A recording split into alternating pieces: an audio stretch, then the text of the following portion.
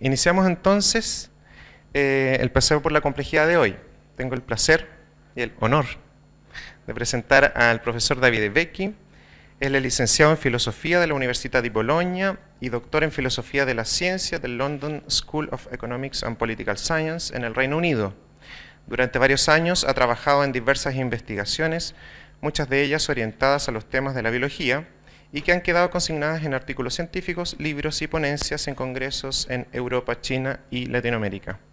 Entre sus más recientes publicaciones están De Humanos y Líquenes en Scientia Studia, The Epistemological Resilience of the Concept of Morphogenetic Field, en un libro llamado Towards a Theory of Development en Oxford University Press, y sus últimas presentaciones las realizó en junio y julio en la Sorbona de París, Universidad de Oxford. El doctor Vecchi también es investigador asociado del EFIC.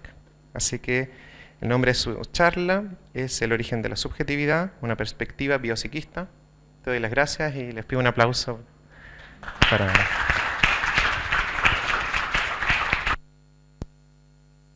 Okay, muchas gracias.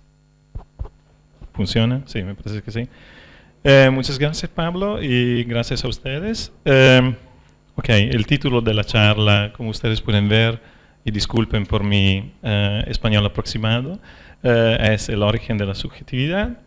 ¿Por qué una perspectiva biopsiquista? Ahora lo voy a explicar, porque voy a tomar una perspectiva filogenética extrema, entonces voy a hablar de células, de bacterias en particular. Ahora voy a explicar lo que entiendo. Entonces, en esta cita de este artículo muy lindo y poético de Lynn Margulis y Carl Sagan, que pienso que muchos de ustedes conozcan, Margulis es una bióloga muy conocida que estuvo también en Chile recién, en 2011, y ahora desafortunadamente está muerta.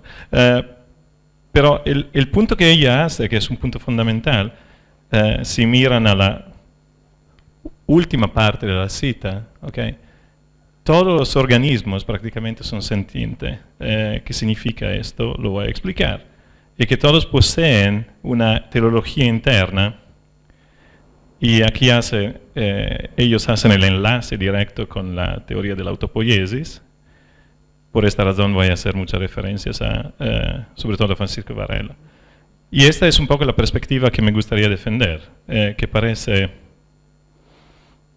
un poco extraña, vamos a decir, pero yo voy a tratar de sustentar. Algo que se debe notar es que, no hay organismo que es una bola de billar, Entonces, de esta manera tratan de criticar una postura que uno podría decir que se fundamenta un poco toda la biología molecular. Ahora voy a explicar la diferencia entre lo que es el panpsiquismo y el biopsiquismo, y mi perspectiva es biopsiquista, como la de Margulis.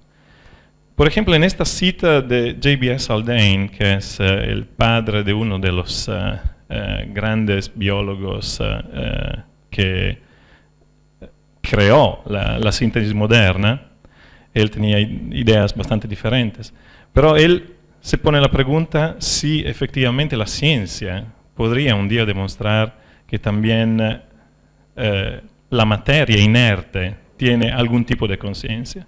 Creer esto significa ser panpsiquista, y el panpsiquismo es una posición intelectual, en mi opinión, bastante coherente, que tiene una historia en el curso del pensamiento biológico y pensamiento en general, filosófico, que es muy, muy vieja. Entonces se puede encontrar en los griegos, por ejemplo. Otra cita que agregué porque Pablo me la envió hoy, es muy larga y es en verdad mi única cita en español, por esto la agregué también. Ernest Haeckel, que es otro biólogo muy conocido del siglo XIX, él también habla del hecho que tiene sentido de una manera pensar que el átomo es animado, ¿Qué significa decir que el átomo es animado? Esta es la gran pregunta del panpsiquismo, porque parece, uno podría decir, muy extremo postular una capacidad del átomo de elegir conductas y tomar decisiones.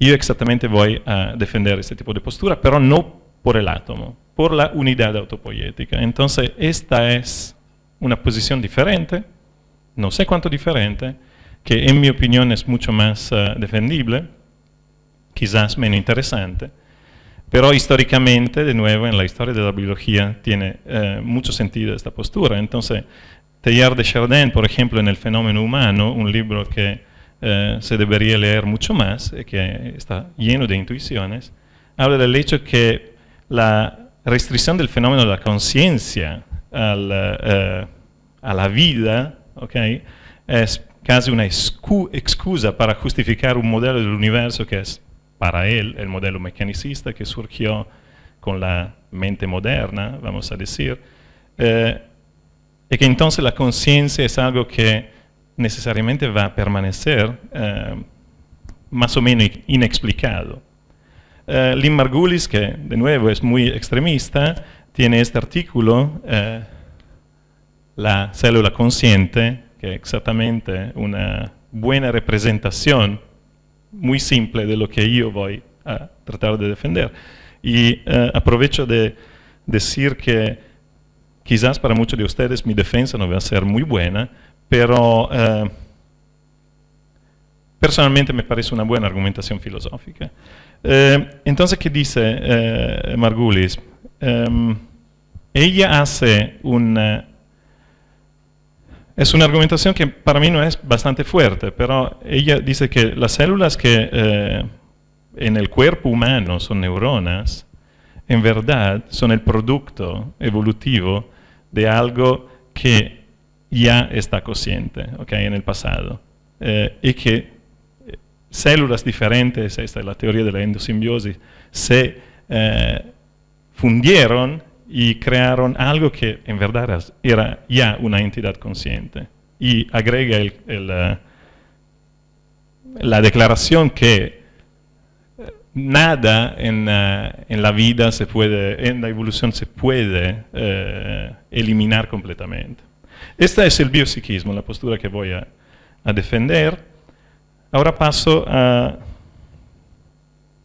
tratar de fundamentar mi argumentación.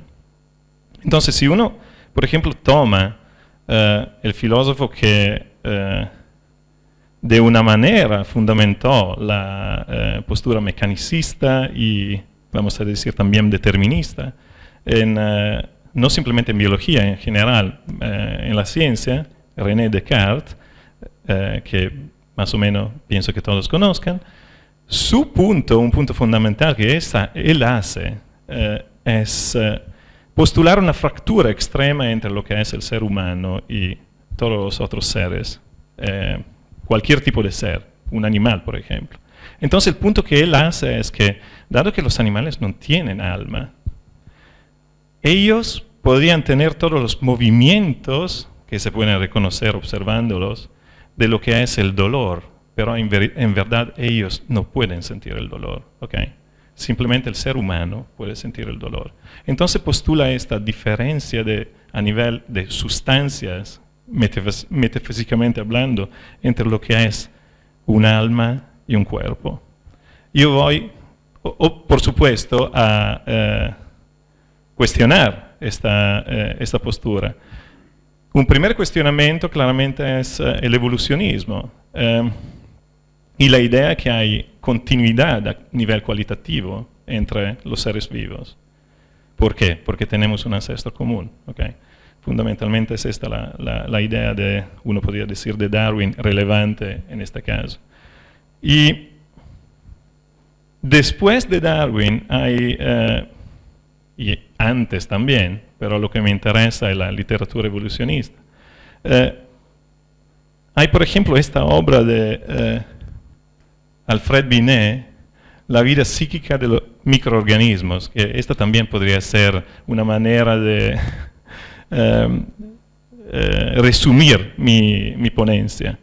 Un estudio en psicología experimental. este libro sí existe, ¿ok? Y todos los pueden leer porque está online, entonces todos lo pueden leer.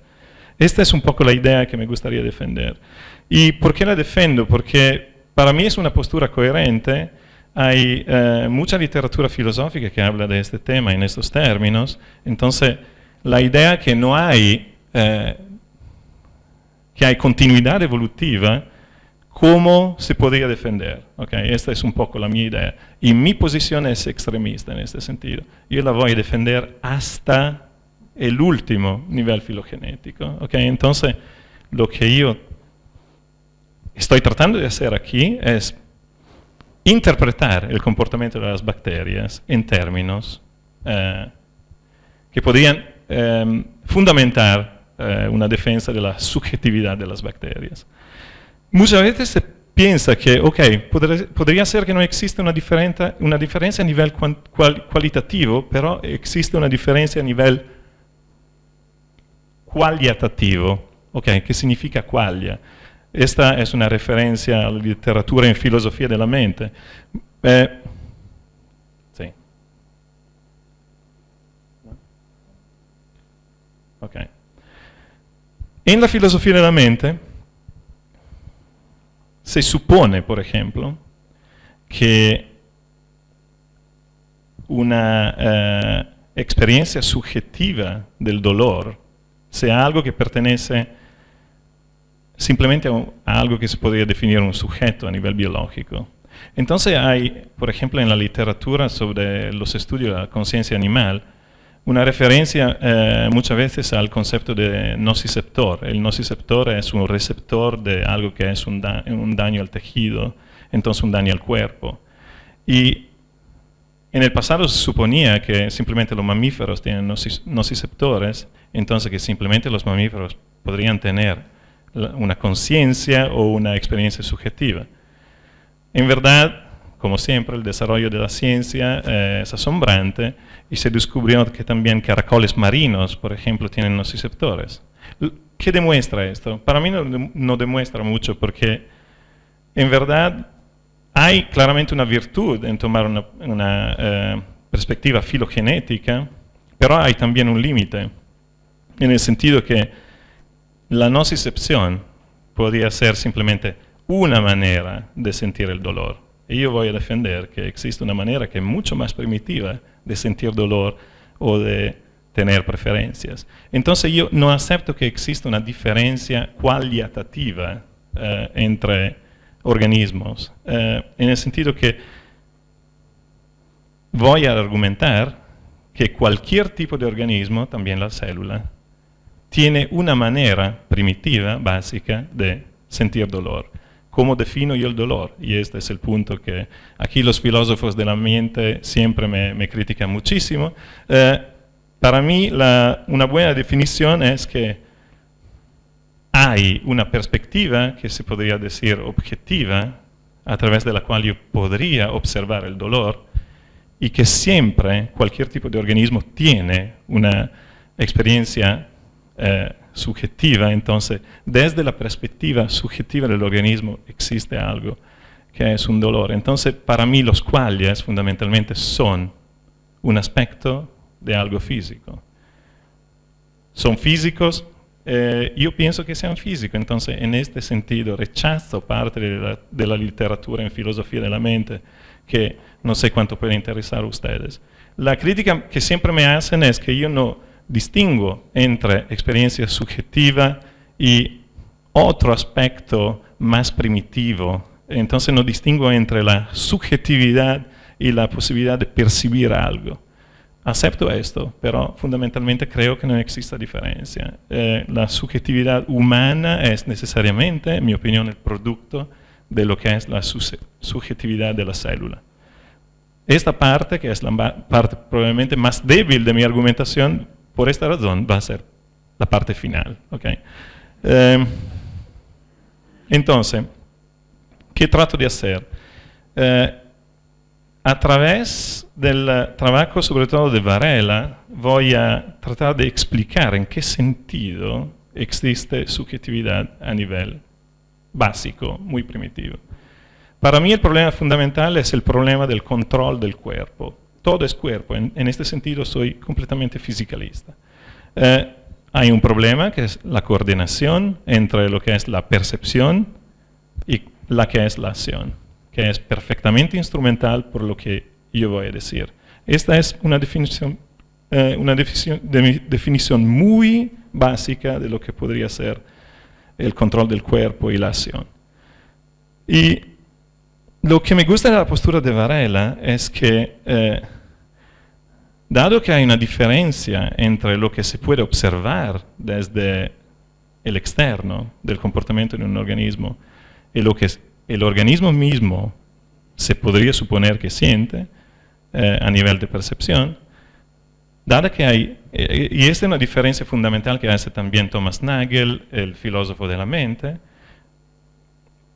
en el sentido que cualquier tipo de experiencia subjetiva se puede observar, ¿okay?, desde afuera, y esta experiencia subjetiva, Nagel agrega, no puede ser parte del conocimiento de la ciencia. ¿Por qué? Porque la ciencia es per se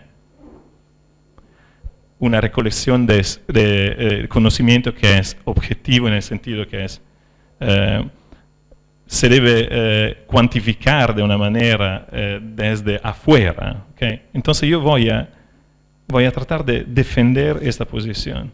Entonces una unidad orgánica siempre enfrenta el ambiente tomando lo que Varela, Ancionas y yo llaman una perspectiva. ¿Qué significa perspectiva? Lo voy a explicar con dos ejemplos, ¿okay? Pero ahora quiero simplemente decir cuál es la argumentación a nivel filosófico. Los encuentros que esta, vamos a decir, célula tiene con el ambiente exterior necesariamente se interpretan desde la perspectiva de la unidad autopoiética, en este caso una célula bacteriana, y se convierten en experiencias subjetivas. Por esta razón, en este artículo, de nuevo muy poético, Varela y Weber hacen el punto que los estímulos del ambiente entran en la esfera de relevancia de la unidad autopoiética y asumen un significado existencial. ¿Okay? ¿Por qué? Porque tienen un significado existencial por la mantención de la unidad misma. Entonces adquieren un valor que es fundamentalmente, en términos muy básicos, dual. O atracción o repulsión. Esto es el punto fundamental. Entonces, cualquier tipo de estímulo ambiental que se encuentra debe ser evaluado de una manera u otra. Esto es necesario por cualquier tipo de organismo, incluida una célula bacteriana. Entonces, hay, vamos a decir, o a la célula gusta o no gusta, o quizás ignora un estímulo ambiental, y de esta manera una acción surge espontánea. ¿Okay? Hay una percepción de algo que gusta o no gusta, o que se puede ignorar, y hay una acción que es, por ejemplo, la atracción o la repulsión, o una falta de acción, neutralidad. Entonces hay una distinción fundamental entre lo que es el mundo interior de una célula y el ambiente externo. Desde la perspectiva objetiva, uno podría decir, este es el ambiente, yo lo puedo observar como observador, pero tomando la perspectiva subjetiva, esto no es simplemente un ambiente externo, es el mundo relevante para la bacteria. Todo esto que parece muy esotérico va a parecer mucho más claro cuando voy a hablar de los ejemplos. Entonces, esta es la cita, uno podría decir, fundamental en la argumentación de Varela y Weber.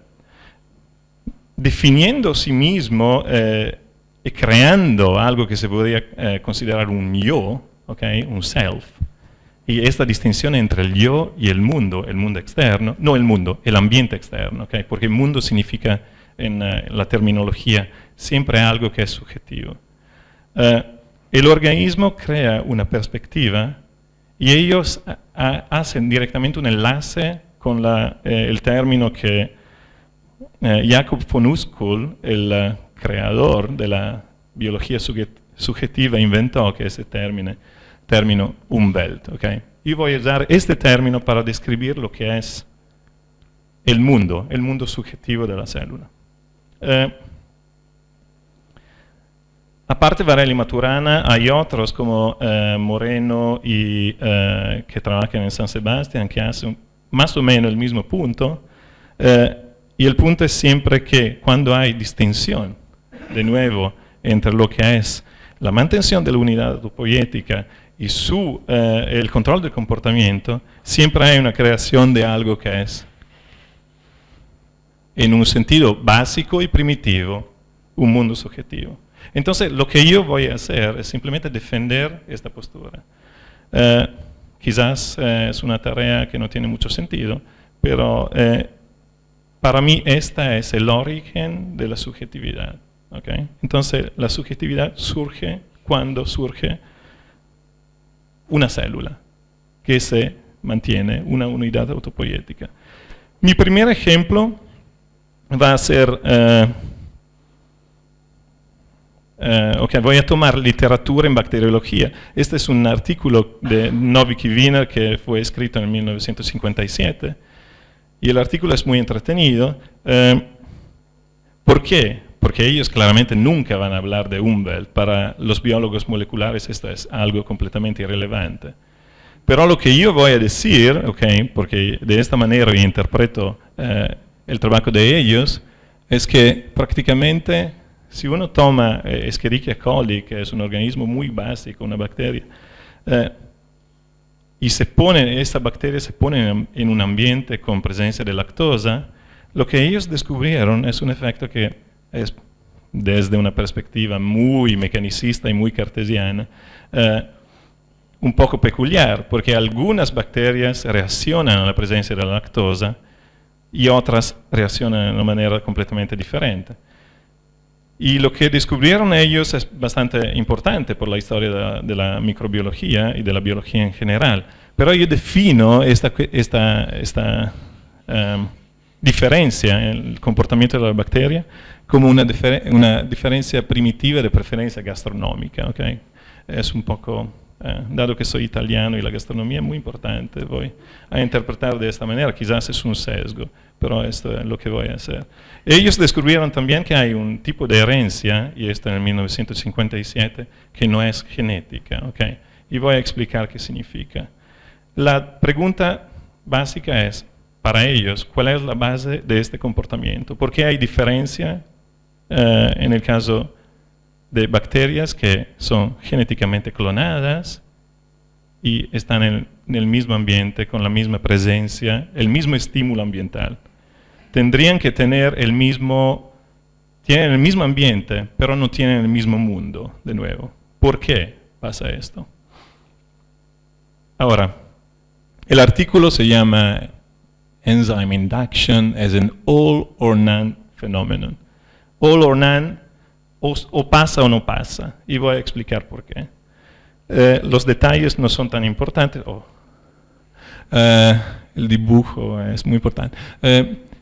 Lo que pasa es esto, entonces, es que hay una diferencia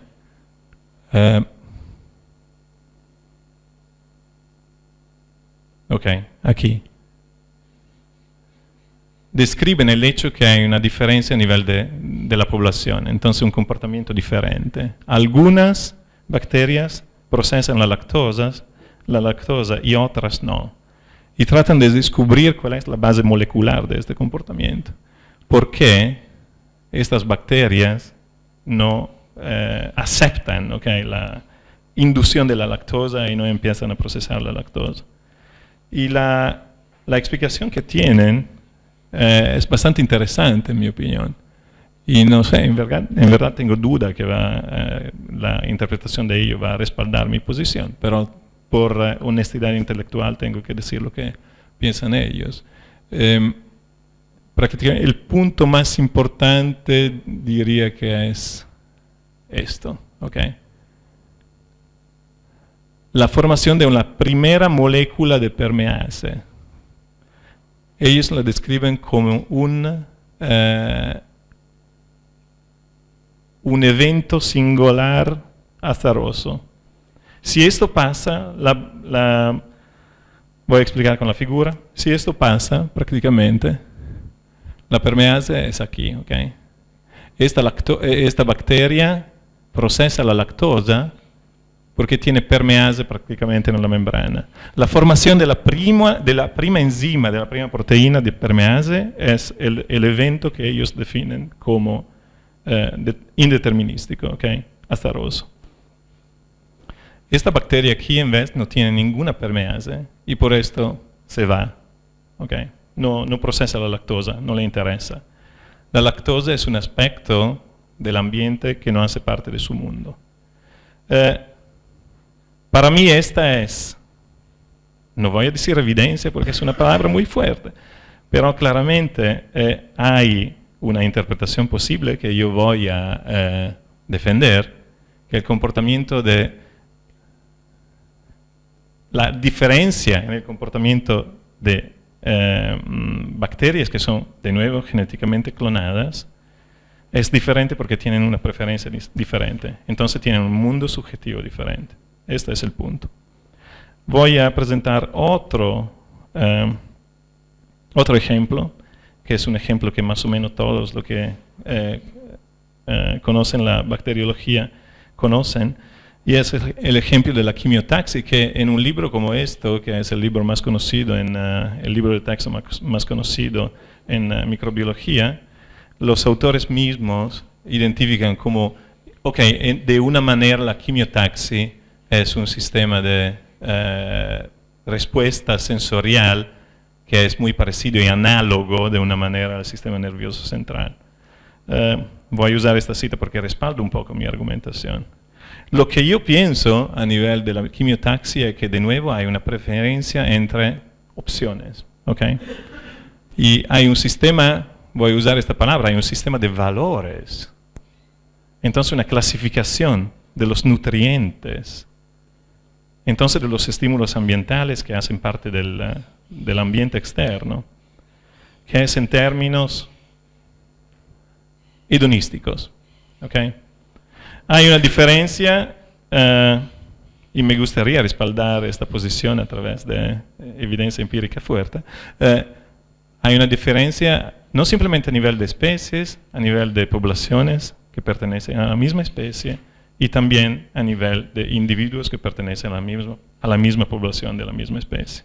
¿Qué significa esto? Si uno trata de comprender cómo funciona la quimiotaxis, yo voy a admitir que no comprendo muy bien, pero lo que comprendo de este esquema es que hay dos pathways, y no, desconozco la palabra, disculpen, en español. La primera es la formación de proteínas que van a impactar el motor de la bacteria y a determinar el tipo de movimiento de la bacteria.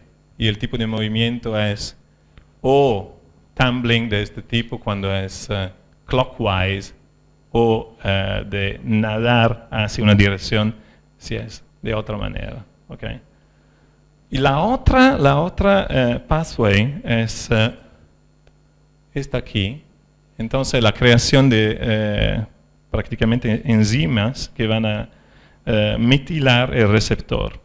La diferencia entre estas dos pathways crea lo que se podría describir como un sistema primitivo de memoria. ¿Okay? El hecho que hay metilación aquí significa que las bacterias pueden, cuando hay muchos grupos metílicos aquí en el receptor, las bacterias pueden de una manera procesar el nivel de sustancia que le gusta en el ambiente y continuar hacia el nutriente. Esta es la base de la quimiotaxis. Entonces la diferencia entre las dos pathways, esta es inmediata a nivel de microsegundos y esta es a nivel de segundos. ¿Okay? Entonces esta diferencia temporal hace que las bacterias tengan un sistema que es una memoria primitiva. No me interesa mucho el hecho que que tengan una memoria primitiva. Lo que me interesa más es tratar de explicar el fenómeno que aquí voy a dibujar de manera muy torpe, que pero tiene mucho sentido. Entonces, la quimiotaxis hacia un nutriente por el cual la bacteria tiene una preferencia, de nuevo es algo, en mi opinión, muy básico que se sustenta en el hecho que la bacteria tiene una clasificación, vamos a decir, hedonística, no egoística, también egoística, pero hedonística de lo que son las sustancias nutrientes de su ambiente o de cualquier tipo, no simplemente nutrientes. Entonces, el hecho que hay atracción hacia algo significa, en mi opinión, que la bacteria tiene una preferencia gastronómica, de nuevo, en este caso, primitiva. Y este punto es de una manera aceptado por parte de Varela, y es el mismo punto de una manera que hace también Teilhard de Chardin.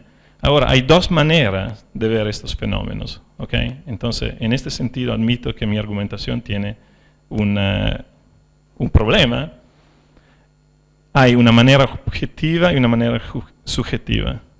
Desde la perspectiva de los biólogos moleculares como Novick y Wiener, no tiene ningún sentido explicar el fenómeno en términos de subjetividad, claramente. Desde mi perspectiva, como filósofo, tiene mucho más valor. Entonces hay dos puntos fundamentales hasta ahora. El primer punto, si uno toma la quimiotaxis, es que no hay ningún tipo de centralización del procesamiento de la información. ¿Por qué? Porque una célula de E. coli podría tener 8.000 receptores, más o menos, en la membrana. La información no tiene una unidad centralizada de información del procesamiento de la información. Aquí, ok, claramente este es un esquema, pero no hay nada de esto. Hay recepción de la información y de inmediato la producción de proteínas. No hay ninguna parte de la bacteria que es equivalente a lo que podría ser una mente humana. Okay. Este es el punto. Que para mí es un punto que no es tan importante por el tipo de argumentación que ahora yo tengo. El otro punto es que las bacterias responden a señales químicos de manera hedonística. Esta es la parte fundamental de mi argumentación. Las bacterias entonces usan la hedonicidad para evaluar conductas posibles. Aversión, repulsión, atracción, satisfacción. De una manera, uno podría decir que hay maximización del placer y algo que uno podría describir como pequeñas decisiones. ¿Okay? Una bacteria elige un tipo de conducta porque le gusta algo. Y esto claramente es un punto muy drástico, quizás, pero dado que yo tomo esta postura extremista en términos filogenéticos, lo debo defender. Podría anticipar dos tipos de críticas. La primera crítica es que en verdad no hay una preferencia genuina, porque el comportamiento de la bacteria es algo como automático, innato y completamente determinado. Y esta es la crítica que siempre se hace en cualquier tipo de estudio que se hace con los animales, y de esto hablé mucho tengo un montón de ejemplos en la literatura en etología. Cada vez que un animal tiene una conducta que parece dirigida, hay la tentativa al menos de demostrar que no, en verdad la conducta es innata, empezando con Conrad Lorenz, ahí está tendencia. Entonces este es el problema que uno podría considerar el problema del determinismo. Las preferencias, decisiones de la bacteria, ¿están determinadas de una manera o no? Esta es una pregunta muy importante y voy a dar mi respuesta. La segunda crítica no me gusta mucho y no me parece, quizás no la comprendo, pero la crítica sería esta. No hay genuina preferencia, sino que solo apariencia de preferencia. Esta sería tomar de nuevo la perspectiva de Descartes. Hay solo una conducta que parece preferencial, pero no hay la conciencia de la preferencia. Conciencia. La sentencia para mí y la existencia de la subjetividad a nivel de la célula significa que hay un tipo de conciencia también. Y esto podría ser un punto crítico y ustedes me podrían atacar. Entonces la idea es que hay una forma primitiva, de nuevo, de subjetividad existe desde cuando un organismo define un mundo. Esta es el origen de la subjetividad. No es mi solución al problema, es una solución que hace parte de la literatura en toda la historia de la biología y es una perspectiva biopsiquista. Si hay un mundo, un Umwelt, en mi opinión, hay también una forma primitiva de conciencia. Entonces no voy a aceptar esta crítica, quizás porque no la comprendo. Entonces el primer problema, el comportamiento de las bacterias es en verdad, genuinamente, preferencial. El primer problema de esta postura, de mi postura, es relativo a la naturaleza de las pequeñas, lo que podrían llamar, que Margulis llama pequeñas decisiones, little choices. ¿Okay? Por ejemplo, ella tiene ejemplos de foramíferas, que son organismos muy pequeños, que hacen una concha, que eligen el tipo de material necesario para hacer el tipo de concha que pertenece a su especie, en verdad. Por ejemplo, sabemos que las preferencias de las bacterias están determinadas a nivel molecular, o al menos parece así.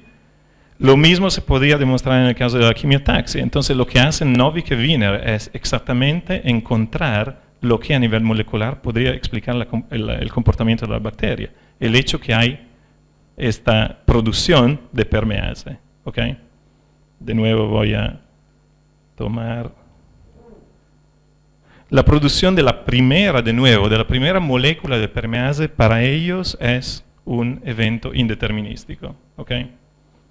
Entonces esto podría sustentar de una manera la visión que es compartida en la literatura en psicología, que también el comportamiento humano se podría enlazar con la derrota del determinismo y la existencia de un mundo indeterminístico.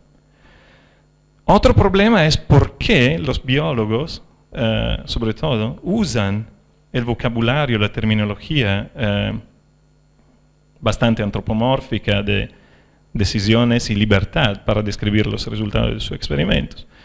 Ahora, Kaufman y Clayton en un artículo que es biológico hacen una referencia al hecho que una de las características de la unidad autopoiética, vamos a decir, de la célula, es un senso minimal de decisión. ¿Okay? En el sentido que yo definí, la célula tiene que elegir el tipo de conducta. Si hay dos nutrientes o si hay algo que necesita escapar, entonces hay una conducta de repulsión.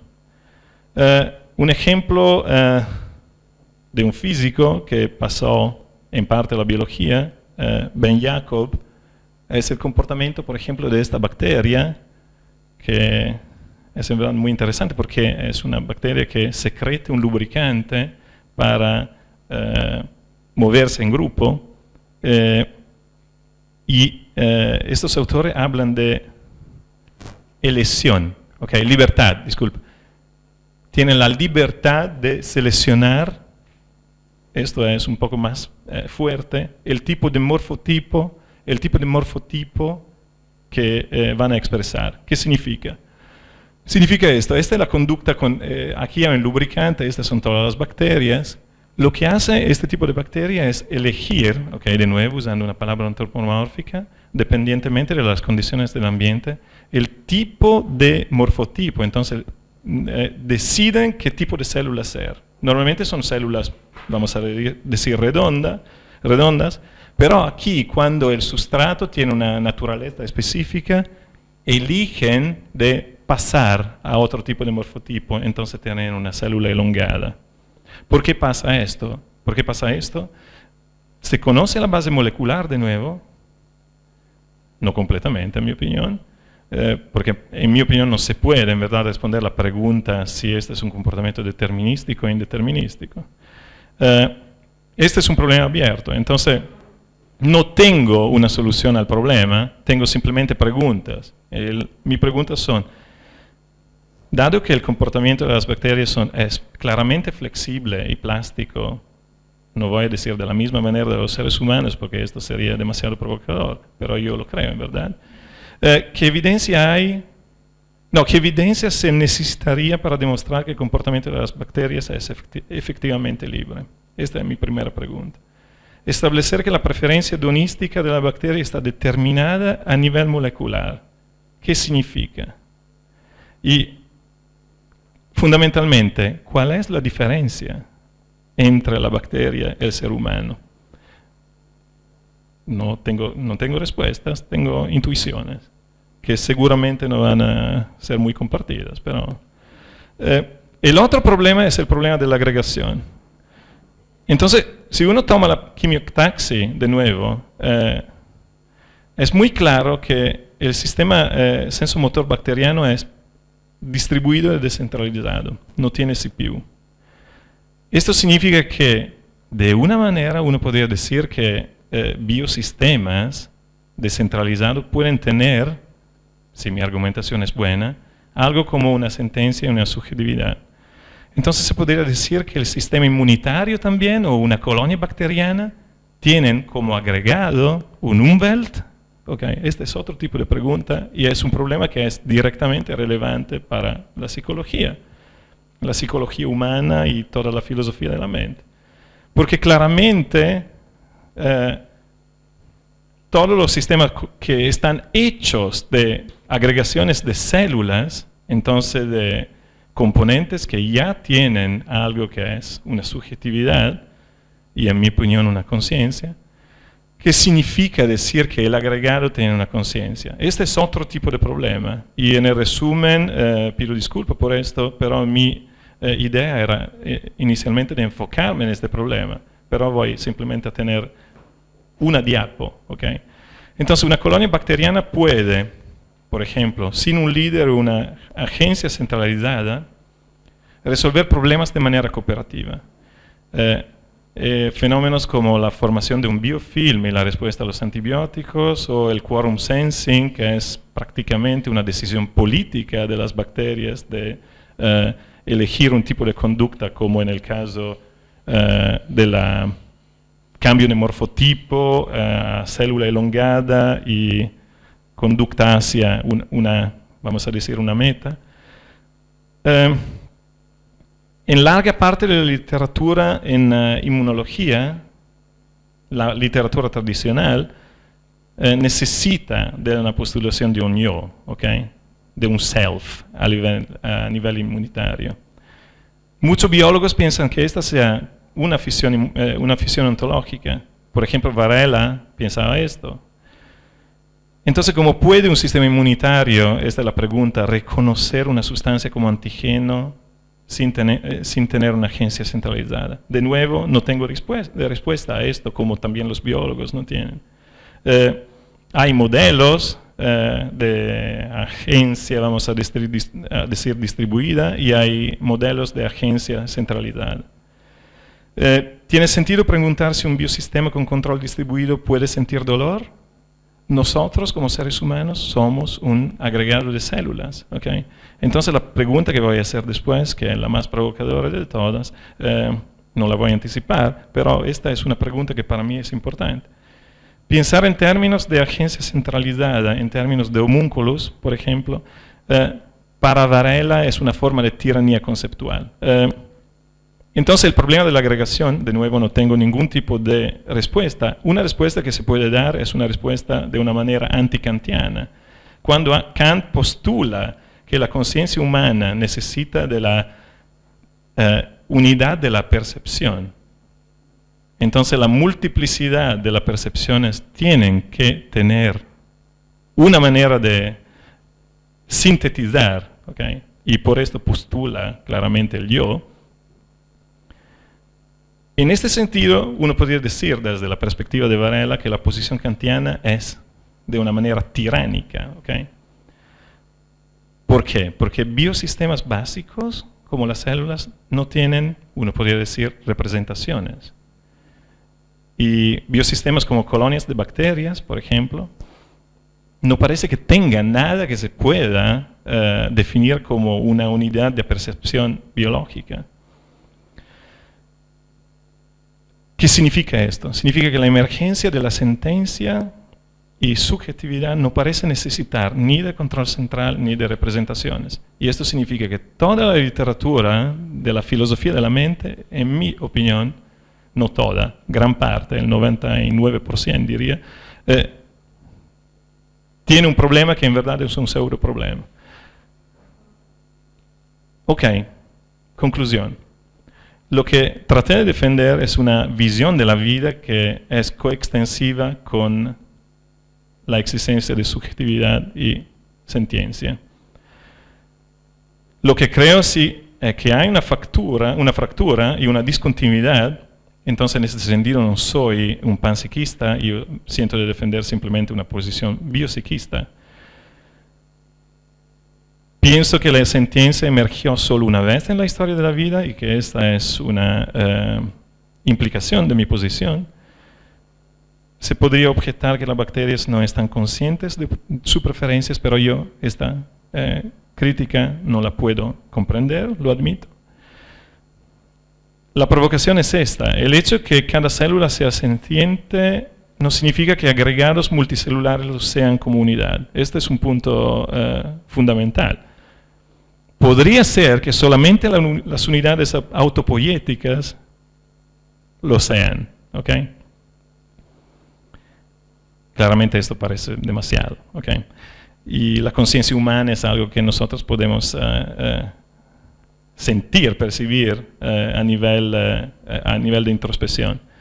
Si hay conciencia del agregado, para mí permanece un enigma, entonces no voy a resolver ningún tipo de problema de la emergencia de la conciencia a nivel humano, pero quizás resolví otro tipo de problema.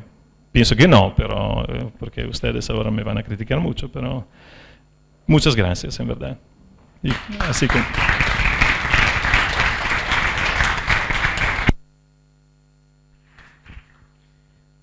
Hay tiempo para preguntas.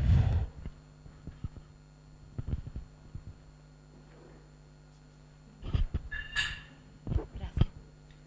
Bueno, muchas gracias por tu presentación.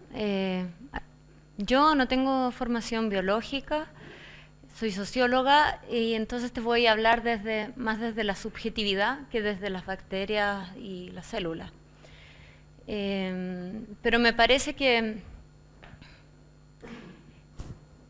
no sé, me da la sensación de que lo que tú tratas de hacer acá es una analogía, simplemente, o sea, una analogía entre las células y la subjetividad, y me queda la duda de cómo podrías explicar, por ejemplo, las decisiones de un sujeto particular que frente a dos alternativas, ¿verdad?, adaptarse, rechazar o ignorar, toma dos de tres.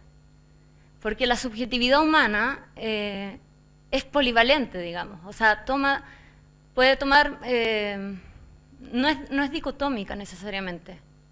Hay aceptación y rechazo de categorías. Y luego te encuentras con otro sujeto que no toma ninguna de las tres alternativas, sino una entre medio de la 1 y la 2 y la que tomó el otro. O sea, no puedes quizás, bueno, mi pregunta es esa, ¿cómo abordarías tú analógicamente también eso desde la célula?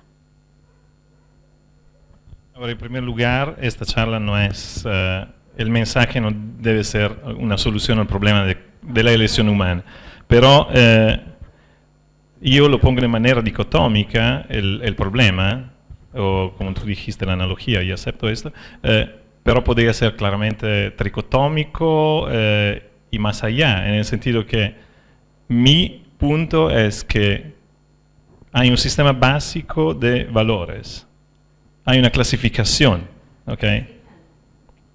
No, que se construye durante la historia de vida del organismo. Esto es. Ok, de nuevo, el caso, en este caso, síntesis de la permease es algo que pasa de nuevo para ellos como un acontecimiento indeterminístico. Antes no existe.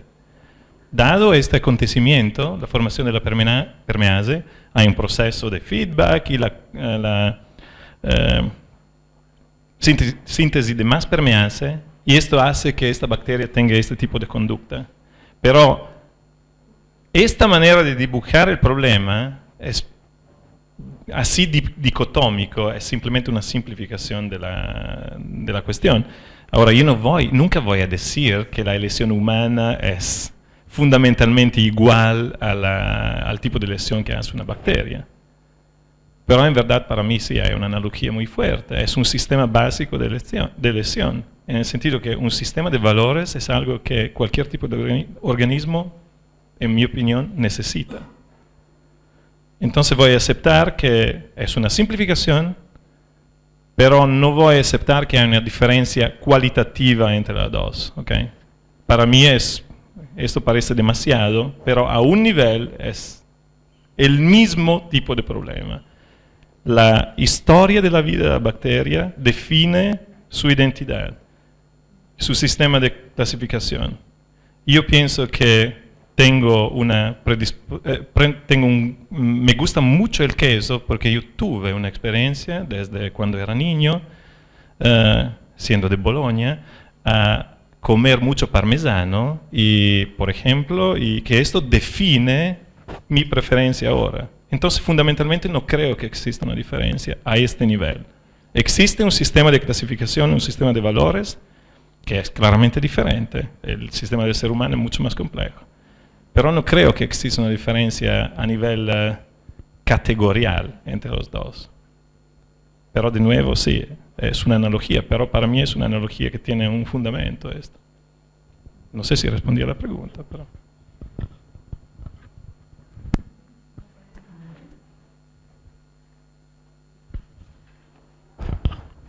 David, es algo rápido. Es que no entendí por qué en tus conclusiones, la segunda, ¿por qué es necesariamente una vez? ¿Cómo era?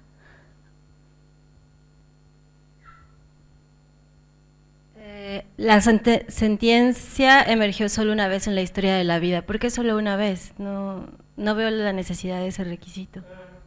Quizás no, pero entiendo el punto. Pero dado que el establecer, de esta manera argumentativamente filosófica, que la célula más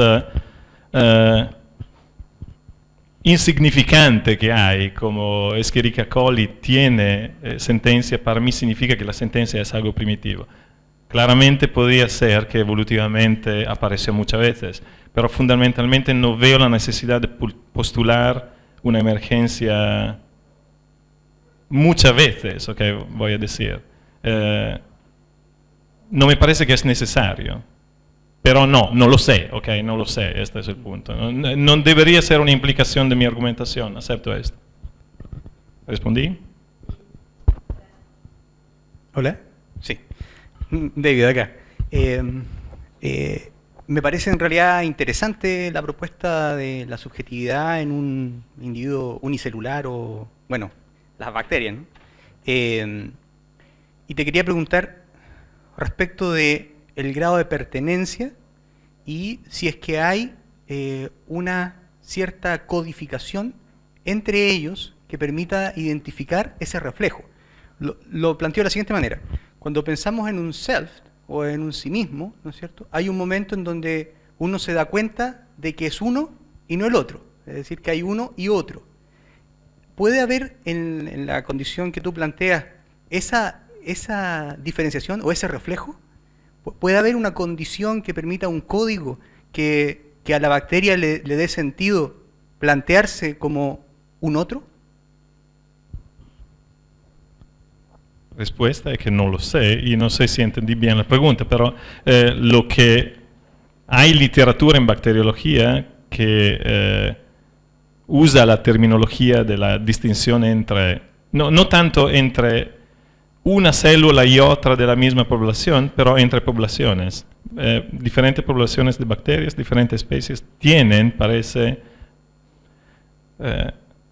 métodos, pero moleculares claramente, de identificar poblaciones diferentes. Ahora, esto claramente no va a ser una respuesta a tu pregunta, porque aquí no pienso que la bacteria tenga la posibilidad de... de una manera la tiene a nivel subjetivo la posibilidad de identificarse como otro, pero tener la conciencia de ser otro cuando encuentra una célula, vamos a decir, hermana, no es algo que es necesario por mi argumentación. Y desconozco, en verdad, si hay... tampoco puedo imaginar cómo se podría estudiar un problema de este tipo, en verdad. Pero hay seguramente maneras para, seguramente es en acorde a los que dicen los bacteriólogos, que las bacterias diferentes de diferentes poblaciones pueden identificar poblaciones de otro tipo. Esto sí. Sí. Y explica fenómenos sociales en sociobacteriología. Sí, esto sí. Ya. Bueno, apoyándome un poco en la crítica número 1 que te hacen, o sea, bueno, pensando que, bueno, el hecho de que quizá podemos interpretar que esa preferencia que llamas tú de la célula no sea más que una predisposición, por ejemplo, que tenga hacia ciertos compuestos o ciertas moléculas. Entonces, no veo que necesariamente eso implique que haya abolición o propiamente una preferencia por parte de la célula. Pero en caso de que la hubiera, no sé, pues, por ejemplo, ¿qué implica, o sea, qué variación habría así como en el poder explicativo de eso comparado respecto al azar? La primera pregunta, la respuesta es muy simple. No es algo que es, por ejemplo, genéticamente determinado. En el primer caso, la diferencia entre las bacterias es algo que se construye durante la, vamos a decir, historia de vida de la bacteria. Las bacterias son genéticamente idénticas, son clonadas. Hay diferencias entre especies, claramente entre poblaciones y también entre individuos. ¿Okay? Esto significa el experimento de Wiener y Novick. Hay la misma especie, la misma población y la misma base genética. Tu segunda pregunta es mucho más interesante para mí. No que la primera no era interesante, pero ¿por qué es más interesante? Porque en verdad no sé, no tengo una respuesta a tu pregunta. Porque claramente también Novick y Wiener hablan de un acontecimiento que es indeterminístico. ¿Okay? Entonces, ¿qué significa esto? Significa que la preferencia tiene una causa que es indeterminística. Entonces uno podría decir, si es determinística no puede ser una preferencia porque es algo innato. Si es indeterminístico, tiene todavía una causa que es indeterminística, entonces no es una preferencia genuina. Uno podría decir esto. No tengo una respuesta a este problema porque me parece, en verdad tengo la intuición, que también en el caso de cualquier tipo de organismo, también del ser humano, si uno tiene el mismo tipo de problema, ¿okay? Mi preferencia por el queso es algo que es determinado por mi experiencia de vida. Y por esto digo que no tengo una respuesta, pero si hay un problema en explicar la preferencia de la bacteria, para mí hay el mismo problema en el explicar cualquier tipo de preferencia también a nivel humano. Y de nuevo, tengo una postura extremista, pero me siento de defender esta hipótesis. Pero no sé qué significa si es una preferencia en este sentido genuino. Si una preferencia tiene una base indeterminística, no sé si es una verdadera preferencia. Y si la tiene determinística, claramente uno podría decir no lo es. Entonces, disculpa, no tengo una respuesta. Dos críticas a tu propuesta. La primera, en la última diapo, que hablas de lo multicelular, a mí me pareció justamente súper complejo. ¿Por qué? Porque tú hablas de la continuidad de la subjetividad. Habría una continuidad, ¿cierto? Creo que es la última. Sí, no, esa, sí. Hay una continuidad de la subjetividad y la única subjetividad de la cual estamos seguros es la nuestra, la mía, ni siquiera la tuya, ¿cierto? Y en segundo lugar la de ustedes y en tercer lugar la de animales, ¿cierto? Más o menos complejo porque uno sospecha con mucha fuerza que los animales tienen subjetividad. Todos ellos son multicelulares y son los únicos que nosotros sí sabemos con certidumbre que tienen subjetividad. Entonces, esa continuidad debiera ser capaz de explicar la conciencia multicelular. Y si no, en el fondo no estás explicando la misma subjetividad a la nuestra, tal vez está explicando una subjetividad otra que no tiene continuidad con la nuestra, ¿cierto? Entonces, me parece que es súper clave ese problema. Y si no, porque uno dice, bueno, entonces yo tengo 10 elevado a 12 subjetividades en mi interior, pero la subjetividad es sabemos que es un fenómeno unitario, de hecho lo tenemos así. Entonces, por lo tanto, esas subjetividades evidentemente no pueden tener que ver con la mía o no son la mía. Esas 10 elevado a 12 subjetividades de mi célula no es mi subjetividad y por lo tanto ya no hay continuidad de la subjetividad. ¿Y te hago la otra al tiro? ¿La otra crítica? Sí. Ah, ok. Bueno, esa es que... Ok, entonces... dado que no estoy tratando de resolver el problema de la subjetividad humana, yo hablo del origen de la subjetividad y claramente no tengo una respuesta. Comparto que existe un problema, ¿okay? Y esta para mí es la problemática, porque claramente tú tendrás que aceptar que nuestra subjetividad depende del hecho que somos agregados de células. El hecho que las células tengan subjetividad quizás no va a resolver el problema, pero tomando esta perspectiva,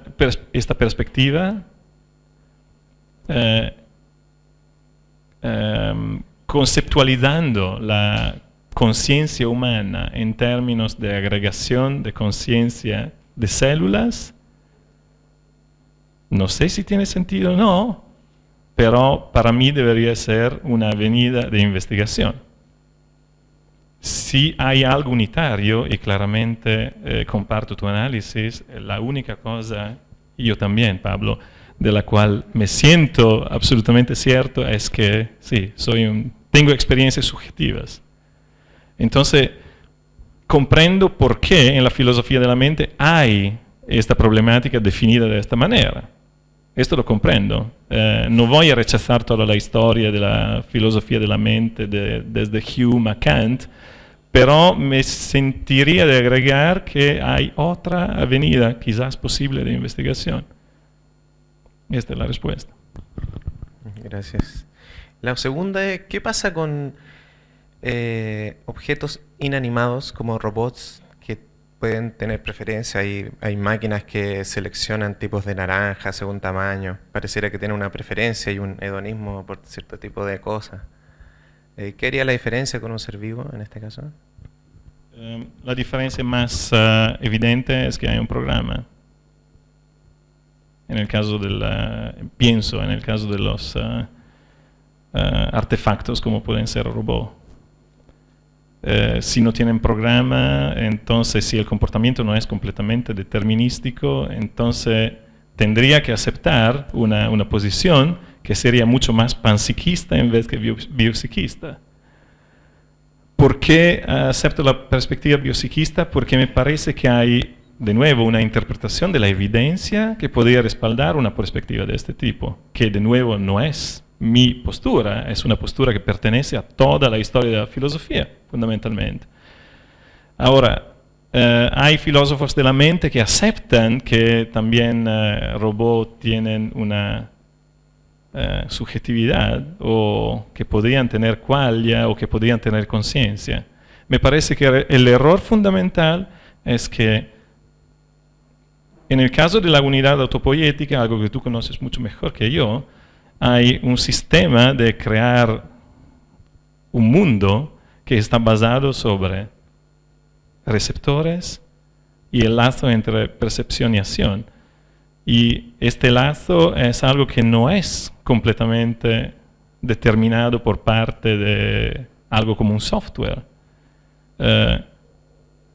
Pero, de nuevo, lo dejo completamente abierto. La pregunta si los virus o las proteínas o también los átomos tengan un tipo de experiencia subjetiva es algo que claramente la ciencia no puede. Y no sé cómo se podría llevar a hacer experimentos a este nivel. ¿Okay? Entonces, en este sentido, la postura de Haeckel, panpsiquista fuerte, me parece que es mucho más problemática. En el caso de la célula, existe algún tipo de respaldo.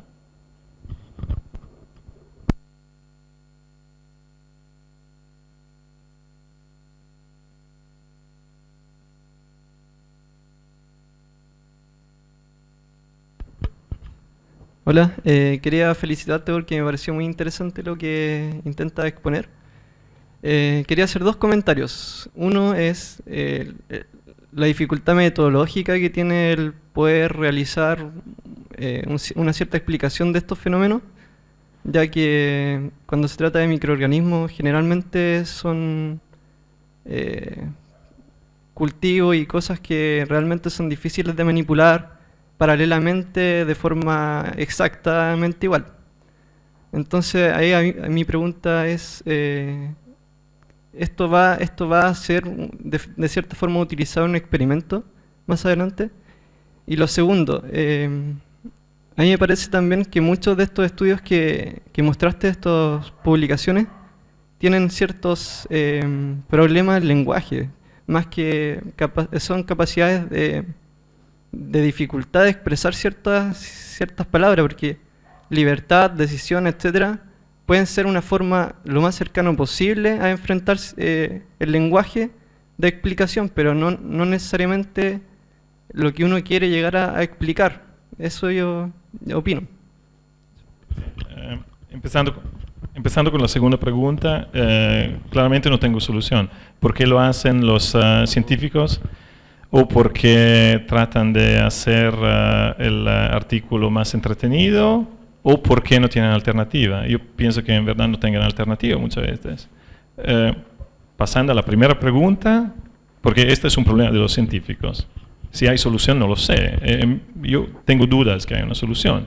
Es una terminología que existe y es consolidada y se comprende. Claramente genera problemas. La primera pregunta, uno podría claramente hacer experimentos con poblaciones naturales, pero es mucho más complejo. Y lo interesante del primer experimento, que es del 1957, es que fue hecho con una población de E. coli que normalmente se toma para hacer cualquier tipo de experimento biomedical. Entonces, la fuerza del experimento es que también a este nivel, cuando uno más o menos trata de arreglar todo lo que podrían ser las variables que no se pueden normalmente manipular en el caso de poblaciones naturales, fueron tomadas en cuenta. Entonces es una población clonada. Entonces el argumento genéticamente determinista en este caso claramente no tiene ningún tipo de sentido. Y para ellos también. Ellos tienen una explicación de tipo molecular y identifican la causa de la emergencia de esta proteína, de la síntesis de esta proteína permease, como la causa que determina la diferencia en comportamiento de la bacteria. Para mí la pregunta más interesante, más allá, ¿es una buena explicación esta o hay algo más? Quizás en poblaciones naturales uno podría tener mucha más variabilidad, muchas más preferencias, entonces, pero esta es, vamos a decir, es una interpretación de nuevo de algo que me parece muy interesante. Tus preguntas fueron muy buenas, pero quizás se podría tomar mucha más literatura en cuenta, claramente sí. Y hay experimentos de este tipo, porque ahora se pueden hacer, pero no pienso que los científicos tengan este tipo de problema. Eso es. Hola, gracias David. Me llamó mucho la atención la cita que tú pusiste de Weber y Varela, donde me parece que el contenido esencialmente es que la vida es subjetividad, ¿no? Bueno, yo no conozco en profundidad la filosofía de Varela, pero me estaba preguntando cuáles son los límites de esta subjetividad, es decir, dónde termina, ¿no? En dónde inicia una forma de objetividad, digamos así, porque otra vez me parece que habría el problema de la evidencia, ¿no? Es decir, entonces es todo direccionado, el mundo que nosotros creamos de una manera u otra, por lo tanto tampoco la evidencia de las bacterias no podría servir a mucho, ¿no? Eso, entonces, bueno, quizás es porque no conozco bien la literatura, entonces por eso que me quedé un poco confundido sobre esta cosa. Esa es un poco mi primera pregunta, que más una aclaración, ¿no? ¿Dónde termina esta subjetividad en realidad? Mi segunda pregunta es más, tengo que hacer un esfuerzo muy grande para imaginar cómo las bacterias pueden elegir, ¿no? Es decir, la noción de elección me parece que está ligada con de tener posibilidades, representaciones de posibilidades. Entonces me parece que quizá sí, hay preferencias ciegas, pero tener elección de algo me parece que implica una cierta, la posibilidad de representar opciones, alternativas. Entonces no sé cómo, si no estamos al límite casi del antropomorfismo allá, ¿no? Tengo un poco esa preocupación, pero bueno. Ahora la segunda pregunta es muy difícil de responder, pero voy a pensar un poco mientras te responde la primera. Claramente la línea que demarca lo que tiene subjetividad es autopoiesis. Entonces, cualquier tipo de unidad autopoiética tiene subjetividad. Si esta es tu pregunta. Entonces, si los virus tienen subjetividad, depende si se podrían definir como unidades autopoiéticas. Si el átomo tiene subjetividad, depende también de esto. ¿Respondí a tu pregunta? ¿Esta era tu pregunta? Sí, estaba pensando que si una unidad autopoiética, estaba pensando en un ser humano, un organismo ser humano, tiene su propia subjetividad, y me parece que en esta teoría, en esta doctrina, hay una selección de datos o de input. Entonces, ¿en qué medida se puede sustentar una cierta objetividad, ¿no? Si efectivamente hay una selección de base, ¿no? Eso me estaba. Entonces, ¿dónde está un límite allá? Porque otra vez yo podría decir que no hay ciencia, ¿no? Esto podría sustentar casi podría llegar, no necesariamente, pero podría llegar a una visión bastante antirrealista, ¿no? Es por esto que Sí, comprendo, pero ahora hay dos puntos. El primer punto es que lo que es paradójico de esta postura es que claramente uno podría demostrar simplemente que una célula tiene subjetividad, pero no puedes demostrar que el ser humano tiene subjetividad, porque el ser humano es mucho más complejo, es cualquier organismo multicelular, uno podría decir. Objetividad. En verdad no comprendo muy bien la pregunta, porque objetividad, la distinción que se hace en la literatura entre tomar una perspectiva objetiva y una perspectiva subjetiva, y dejando la perspectiva subjetiva al reino de la pura introspección, entonces limitadamente uno podría decir que no hace parte del reino de la ciencia. Si esta es la pregunta, claramente sí, subjetividad significa en este sentido simplemente que la postura más quizás más económica y parsimoniosa sería de tomar en cuenta el hecho que cualquier tipo de célula tiene un tipo de subjetividad.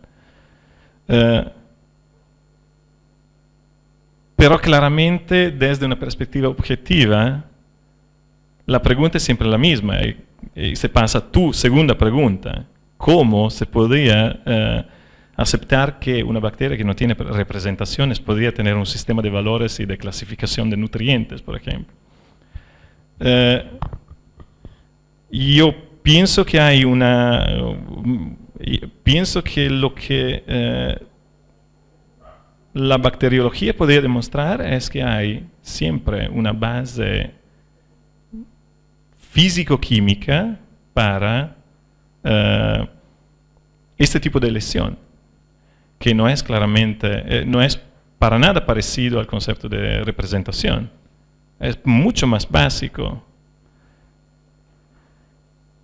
Pero no sé qué significa en verdad. En el caso en el primer caso, la base de la elección es tener esta enzima de permease que va a generar un proceso de feedback que crea mucha más permease, así que la bacteria empieza a procesar la lactosa.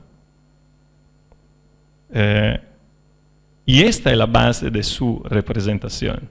Simplemente la existencia o la síntesis de la permease. No hay nada más allá de esto, yo podría decir, en este caso. Claramente podrían existir